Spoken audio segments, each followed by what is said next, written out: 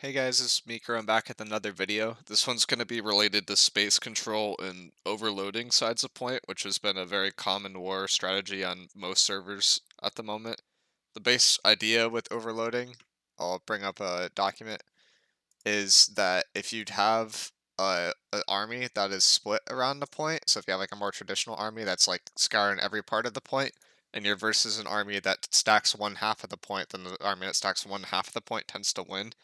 The difference between overloading and zerging is overloading is a little bit more split than zerging, but essentially functions pretty similarly. The difference that you'll see in overloading is like if I bring up like a new thing here and get rid of some of this clutter, like overloading a gate would be something like sending like three groups to this gate. Like say you send one, two, and three to to C gate here, and then you sent 4, 5, and 6 to like this back gate, and then you crashed in the same area. This would be overloading this sector. Versus zerging would be putting these six groups together and just running through and hoping you win. So overloading's a little bit more strategic. You get more angles off of it. Uh, Angles themselves will form like a triangle, and triangles make kill boxes, and kill boxes basically result in people dying. What that means is if you try to back up when someone's crashing from behind you and in front of you, you're dead, and if you try to walk forward, you're also dead. So there's no way to escape, which is why overloading tends to be better than zerging for most points. But for how that like relates to stuff that is more recent, the other thing that's been happening recently is people are trying to play more on like one side of the point, which is where I'll come back to this slide. So this is like more of a standard setup at the moment for how someone would take a 50v50 or like a 45v45. I don't include group 10 in plans because 10 tends to be a musket squad, and musket squads are off doing mostly their own thing. But you'd have something split like this where you have a lot of groups that are basically functioning as point groups, but not necessarily deady point groups, and then you have some soft flank groups that are looking to pressure on the edges, and then you have a core group that is trying to maintain your back line. So this 3 and 4 are just trying to fill any spaces that people try to break through. So someone like tries to crash through here, 3 will meet them. And same thing with 4, 4 will meet a crash. And then 9 is just sort of a anti-kill squad group. And typically 9 is like a combination of bows and great swords. But for how this like kind of relates is this like the idea of pressuring people in these zones and like holding space for healers is something that I think people are kind of forgetting about or not really expecting for some reason. So I'll just play a clip from like a recent war that we had, and I'll unmute this real quick. But we have this like crash versus supple.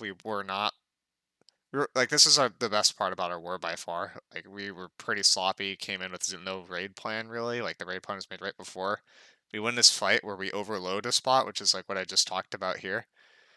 But then like right after this, we don't maintain the space. We're like, oh, we should go to point, and then but then the respawns happen, and then they're just able to basically kill our healers for free because we're not actually holding the space, which is what I want to come back to this idea where you have people that are more split and you have like a front line and you have people maintaining space, but you're not necessarily like full diving into the back line. You're taking space a lot slower, a lot more controlled, but then by doing this you support your healers.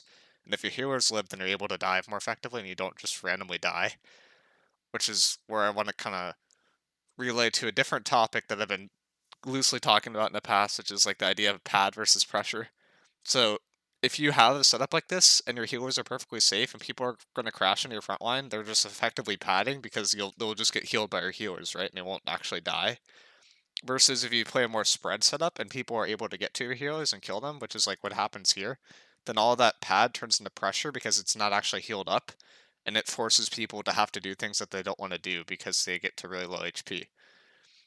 So like here I get to low HP and then I'm like, oh, do I go center a point and try to hope for an AoE heal? Do I try to peel backline? Like, and I'm not the only one in this situation. Like everyone in the army is in this situation.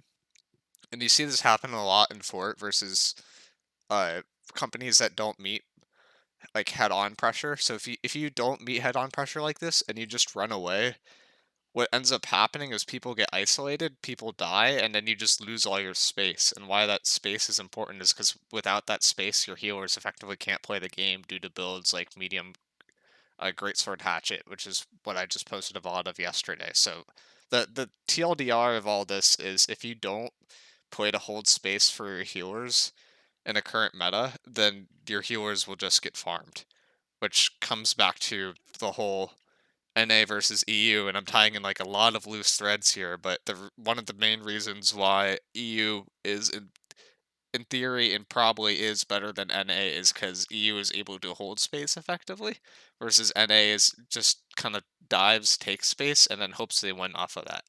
Like dropouts historically have won a lot of attacks just by 50v50 manning the point and just winning very fast, which works. But if your healers die before you're able to win, then it's like essentially a throw, which is like what happened in this last war because we kind of defaulted back to old habits. But the idea that I wanted to bring across here is the idea of eliminating healers creates pressure, and from pressure you generally win. So it's just about like wars now are about stabilizing your backline and making sure that they are able to live. And then when your backline lives, then you just effectively just win wars. I'm gonna bring up another video in a second. But I think that this like concept of like pad versus pressure is like really important in general because if you're just doing pad damage, you don't really do anything. Like I've seen EU try like light light BB with mortar, and it just doesn't work because it's a build that it pads a lot. But if you don't actually have pressure, it doesn't really do anything. And so in order for that build to do a lot of good things, you need to be able to kill healers, but if healers aren't able to play the game, then you're kind of winning already. So that's like the main concept of why Fire Staff and BB are not slotted as much anymore.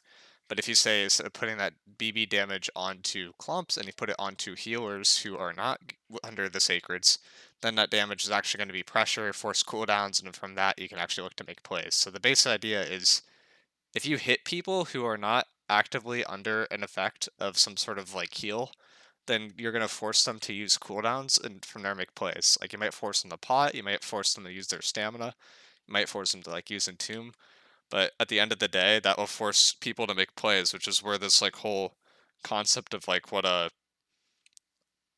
not bruiser, but like a brawler type of build comes into play. So that's what Great Sword Hatchet is, right? And that's why that build's like kind of nice. If you look at the Plage like video that he put out, he like describes this as like a build that is really good at holding a zone, but it's not necessarily good at pushing and chasing out people. It's just good at pressuring people in your spot, and then from there you just kind of go to the next person in your spot and you just keep going. But you don't really force anything with that. So that's applying a lot of pressure and that's able to control a zone, which is coming back to what I come to at the beginning here, where you're trying to hold space. This like lets your healers play the game, and if you try to control a zone, like say if you move 7 into their backline and they're able to live in that zone, then their healers can't play in this area and then they're under attack.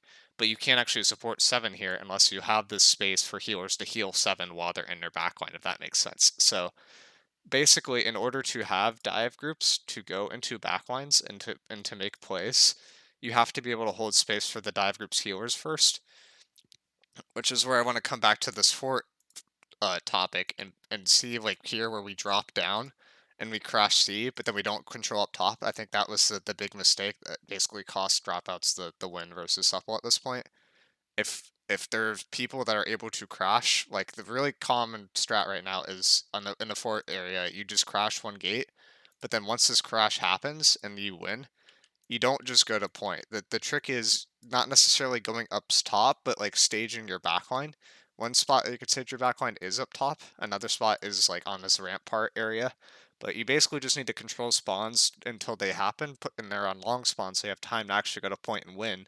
But you don't want to just go there right away. You want to make sure your healers are safe, send your like 4 main point groups to point, and then actually go. So the base idea here is not necessarily AFKing with groups, but holding zones for where healers can play so other groups can dive. And then you have to hope that the group to group synergy is good enough to be able to take that space and not just die with the heals. And assuming that they're not able to die with the heals and their backline, the opponent's backline is actually under pressure, then you're able to win a lot of these wars. One other caveat to this, though, is when you play a setup like this, you don't have a lot of backline pressure inherently, and a lot of your backline pressure kind of comes from your zone control groups.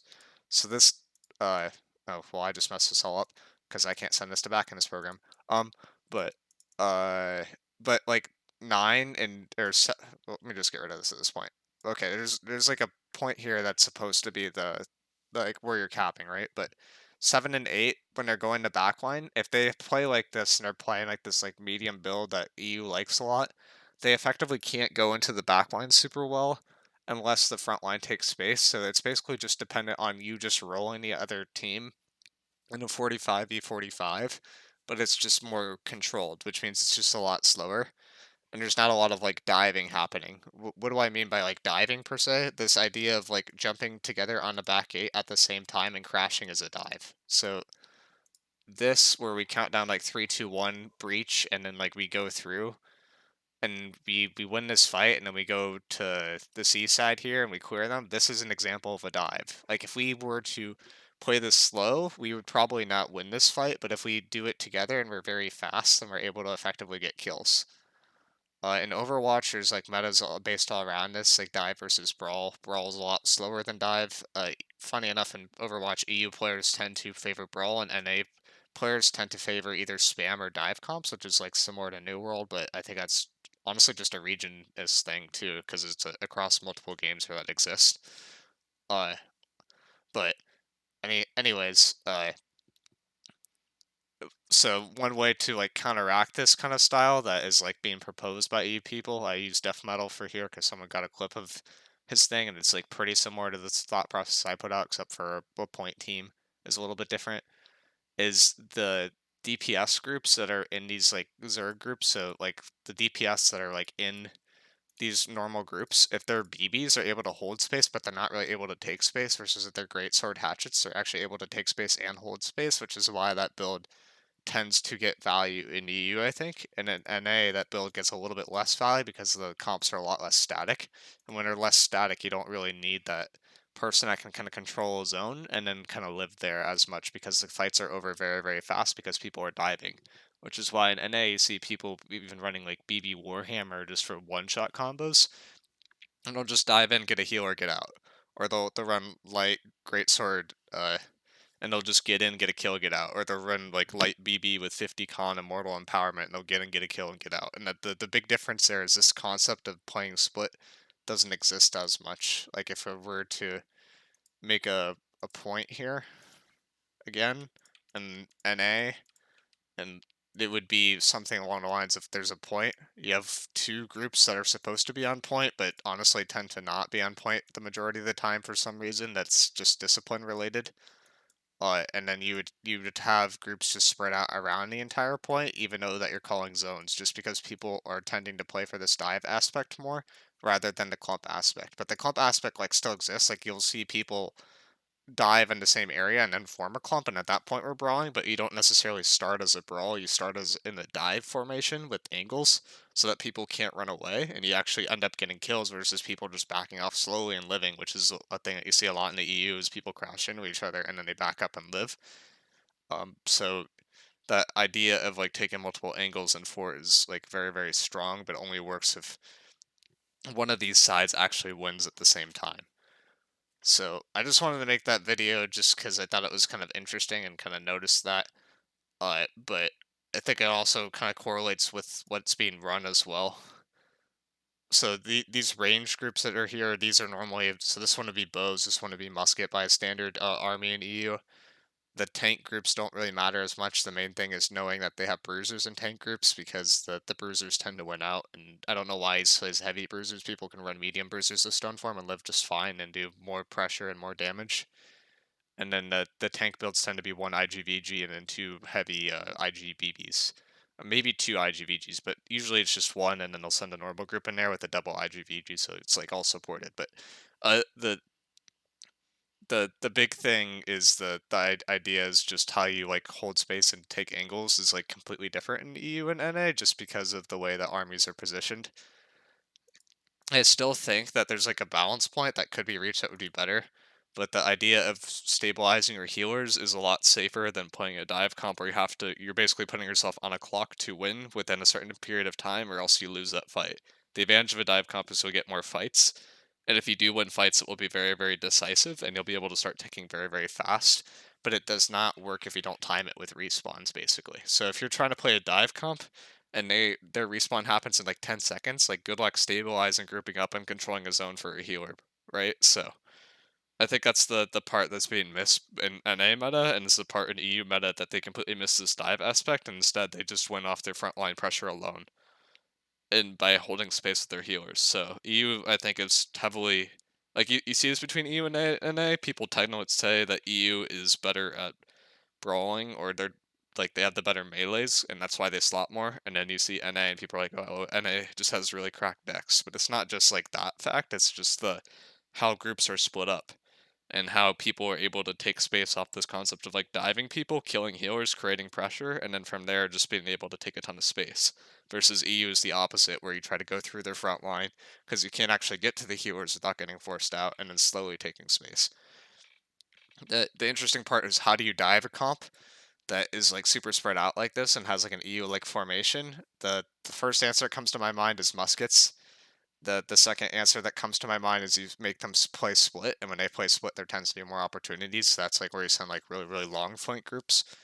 But it basically just comes down to the static group. If they're not able to pressure out the healers in the kill squad, then they'll just lose. But if they're actually able to prevent the people in the kill squad from staging a dive effectively, then it won't actually work. So I think that would be the interesting part between seeing EU and NA, but the important thing to take away is if you're playing a more static composition where you're trying to help your backline, just know that's playing for your front line to win harder, and it's more dependent on your front line being better. And if you're playing a more dive-oriented composition, you're kind of banking on your dex group carrying you more, and then you have to win fights very decisively and very fast, otherwise you'll tend to lose to brawl your opponents. That's it for this one. It's like a shorter one. I just wanted to talk about like that dive and pressure concept and how that kind of like ties stuff together in New World. And I hope that clarifies some things for you guys, because I figured that out the other day and I thought that was pretty nice to know that there's like kind of a bigger concept that ties most of the stuff together. And I'll see you guys in the next video.